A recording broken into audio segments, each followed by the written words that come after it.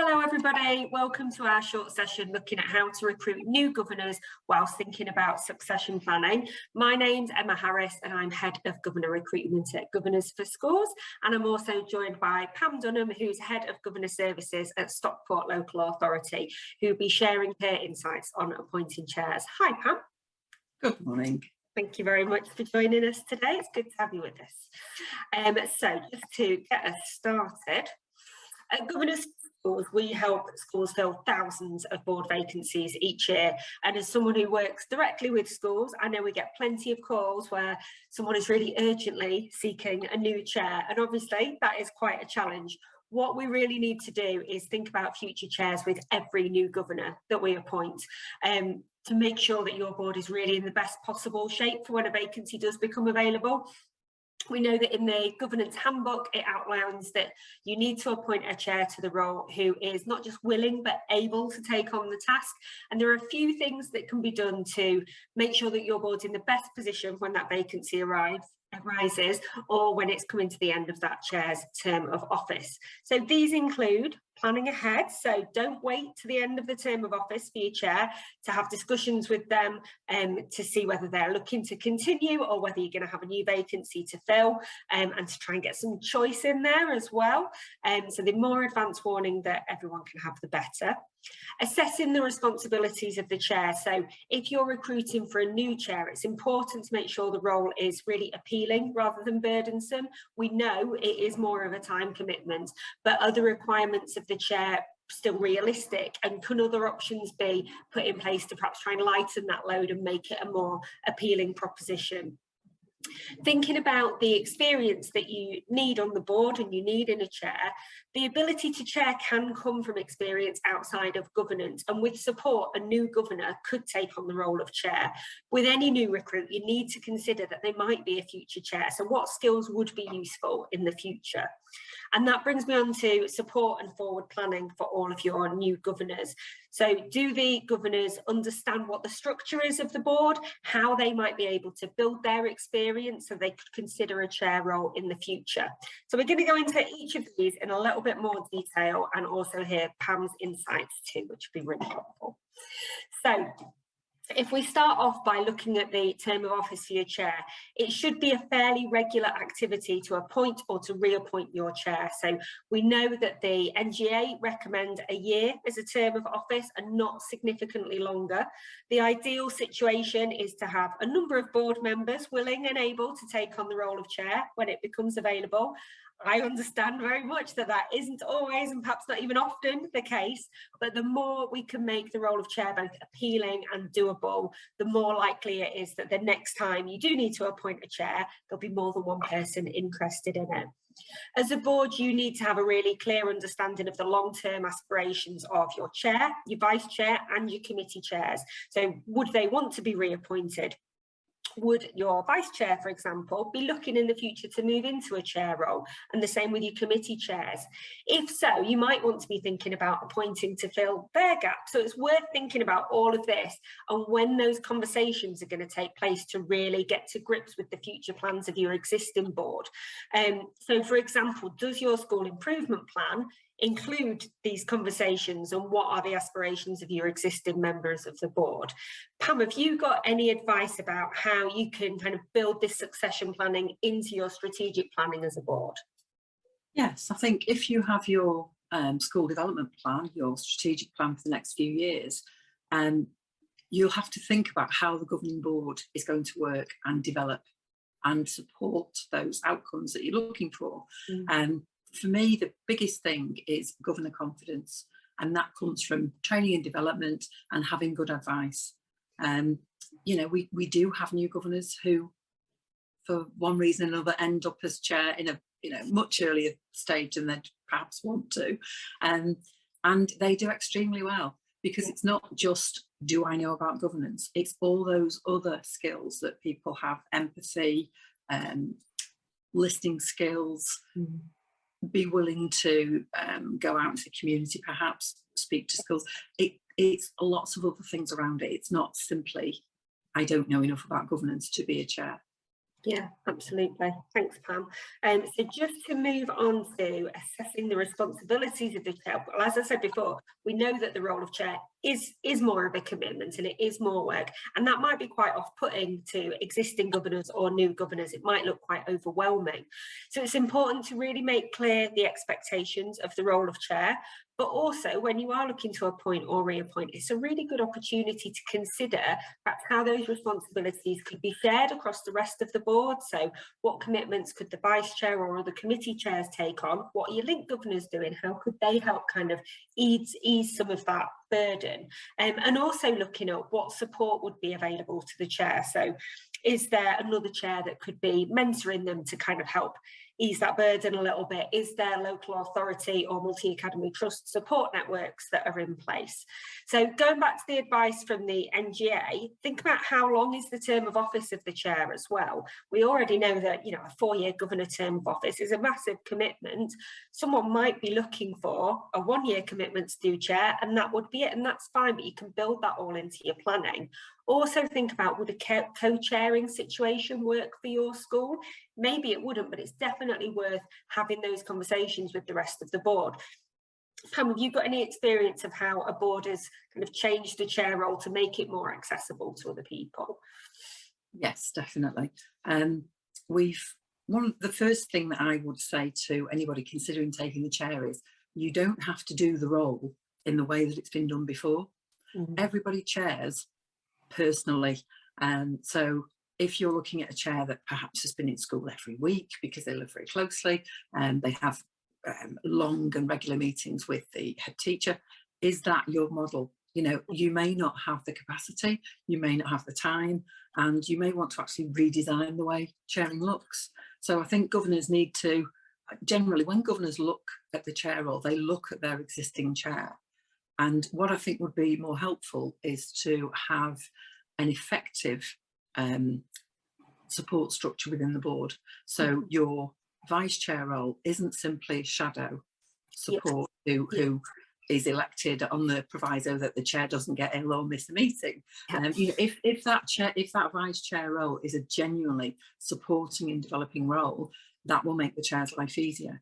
If you have co-chairs and perhaps a vice chair with that, that's 3 people thinking about the chair's role, 3 people who can perhaps give good suggestions about development, about forward planning, and encouraging other governors to develop. Absolutely. Yeah, I think that's a really good point, to not have to do it how it's been done before. I know sort of from a work setting, if you had somebody leaving, you have a new vacancy to fill, that would be your opportunity to review how that job's actually working, wouldn't it? So it makes perfect sense to apply it to governing boards as well. Which leads quite nicely actually to thinking about what experience you need, talking about the workplace as well. So I think it's really key when thinking practically about who you can appoint as your next chair role, that you maybe widen the experience that you perhaps assuming you need. So any governor that you appoint at any point, could be a chair in the future. So it's worth thinking about what skills they might be bringing, even if they're quite early on in their governance career when you're recruiting new people. Most of the people that we place as governors for schools, they obviously don't have previous governor experience. Some do, but the vast majority don't. But we know that lots of those people will take on an additional responsibility even within their first year. So whether that's link governor or chairing a committee, people are very willing to take on additional responsibility if they're in that supportive environment and they've got access to the tools to be increasing their governance knowledge. So experience of chairing from another sector, for example, can be really useful. All those skills that Pam just mentioned about kind of listening and empathy, if they can bring that from somewhere else, that could be really valuable to your board. So think away from governance a little bit. It might be that they share meetings in a corporate setting, they've got previous charity trustee experience, they chair a faith group, they chair a community group. They will have the skills that they are able to bring to the board, make it work cohesively, and you can support them with the governance knowledge. We know there is so much support out there to learn about governance that perhaps the chairing comes first and the governance develops with a lot of support, like Pam said, from your vice chair and from the rest of the board. Pam, have you any thoughts about someone completely new to governance coming into a chair role? Yes, I'm actually supporting a brand new chair who came into governance in February and was, unfortunately, due to circumstances, chair in July. So it's about the support available to that person, and it's about their confidence. And that, for me, and you will always hear me banging on about governor confidence, because if you're confident and understand what your role is, that takes you an awful long way. And that confidence can come from training, it can come from a really good clerk, somebody who is there to be a listening ear. And I think something else as well is about the relationship with the head teacher and the senior leaders in school.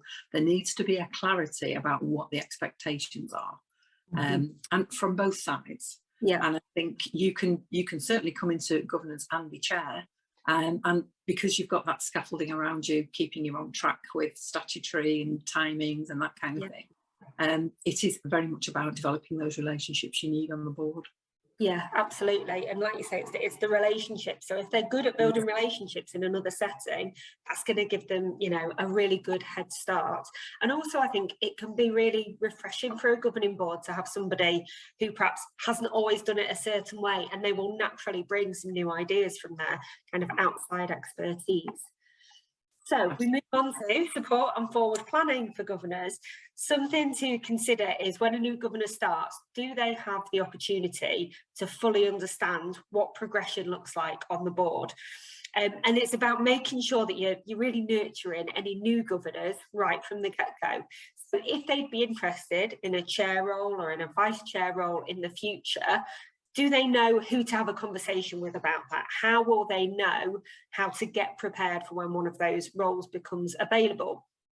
Do your board members essentially receive support and encouragement from leadership within the board to be able to put themselves forward? As Pam's mentioned, it's about confidence, and we know that lots of people sat around the table, they might have the skills and just not the confidence to be putting themselves forward at that point. So if they understand what the process of progression is through the board, actually they're a lot more likely to want to put themselves forward for it. And so if you can bring progression into conversations with new governors from the start, it's really going to increase their kind of willingness to take on additional responsibilities because they know what it looks like from the start. Pam, have you got any experience of support that can be put in place to really nurture new governors who might want to consider the chair role in the future? Yes, one of my favourite link roles is the development governor. And where a development governor works effectively with the chair, perhaps as well as the vice chair and the head, to me, that is almost sort of magic ingredient, a bit of a pixie dust, if you like, onto the progression of the board. Because if somebody in that development governor role understands what the board's longer term needs are, they can have those discussions earlier on and build that good experience into the new governor's role. And for me, that's where it comes together. Often succession planning is almost seen as a separate activity, which is a job to do on the list, but it should be woven through everything that the board's doing. And if that's sort of in the back of your mind when you are nurturing new governors, because you take someone on the basis of the skills and attributes that they bring to your board, it should be evident pretty early on that this person is a potential chair. Yeah, definitely. Just on that though, Pam, I know not every board and not every area has a development governor, and I do think it's a really key role. Would you just give a quick summary of what that development governor role is? Yes, I mean, some I've heard it referred to as the training governor, somebody who oversees the board's development. And by that, I don't mean somebody who constantly harangues colleagues to say, you must go on this course, you must do that. But somebody who is thinking about what the board's needs will be. If you have a strategy focused on a particular area, do your governors have enough understanding to effectively support? Who's going to be thinking about, we need 4 or 5 people, not just the committee involved. We need people on the board to understand. Do we all do a finance module online? Do we all go and access some virtual training? It's that kind of somebody else in the background. It's not just burdensome for the chair to do all this. It has to be distributed leadership. Good delegation is key.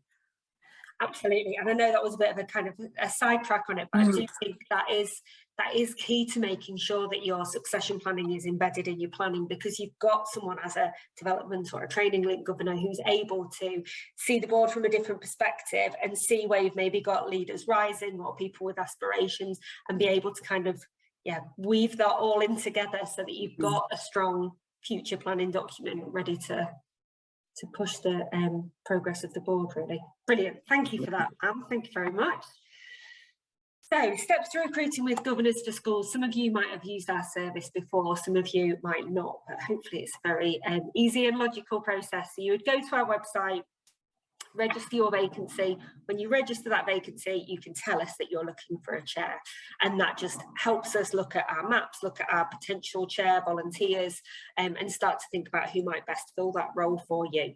You will have a partnership manager in the local area allocated to you, so you'll have their details. If there's something specific you want to tell that partnership manager about the school, please do, because the more information we've got about the context of the school and the board and what it is you're looking for, the better we're going to be able to match you with somebody. Advise us of the timeline, and like everything that we've said before this bit, is the more forward planning that you can do, the better. If we've got a couple of terms to find somebody, it's going to be a lot easier than if actually you've not got a chair for the next meeting and it's all a bit of a rush. So the more time, the better. And then I've put to outline additional support. So some of the things that we've mentioned there about development governor having a very supportive vice chair, looking at what mentoring or what additional support or networks might be available for a chair, is really key to helping a potential volunteer feel like they are going to be valued and nurtured into the role. So the more you've kind of had that conversation with your board, what does the support look like for the chair, and give that information to us, the better we'll be able to really engage a volunteer for you. And then just really sum it up today, the key takeaways are, I think it's really key to build your succession planning into your improvement, your development plan, because it keeps it on the radar. It keeps that conversation going in your meetings about what are the future plans for the board, what is the structure going to look like. Review your chair responsibilities and don't think it has to be done like it's been done before. Pam and I have offered kind of lots of options about how you could kind of distribute that responsibility, and things can be different, and that doesn't mean they're going to be worse. It could be a real opportunity to really improve that chair role as well. Consider skills about governance, but also beyond governance. So think about trustee experience from a charity sector, chairing a faith group or a community group. Think about the real skills that you want in your chair. So as Pam mentioned, kind of empathy, communication skills, listening, organisation. Think about those skills a little bit more broadly. Start conversations with your board about progression opportunities from the start. So for any new governor, make sure they know what opportunities are available, what they can do to help them get to those opportunities, and do the same with your existing governors. It's no harm to refresh that conversation with people and make sure they feel that they would be welcome to put themselves forward. Again, that things don't have to be done in exactly the same way, and actually a bit of a refresh on the board could be really healthy. And lastly, just go and register your vacancy with us, and Governors for Schools will be more than happy to help you find a really dedicated volunteer. So that just leads me on to say thank you ever so much, Pam. I really appreciate your insight. I work with Pam a lot on my own governing board, and I know she is fond of all knowledge and very, very helpful. So really appreciate that. And thank you everybody for your time today. I really hope that you found it useful, and please do contact me if you've got any other questions. Thank you. Bye.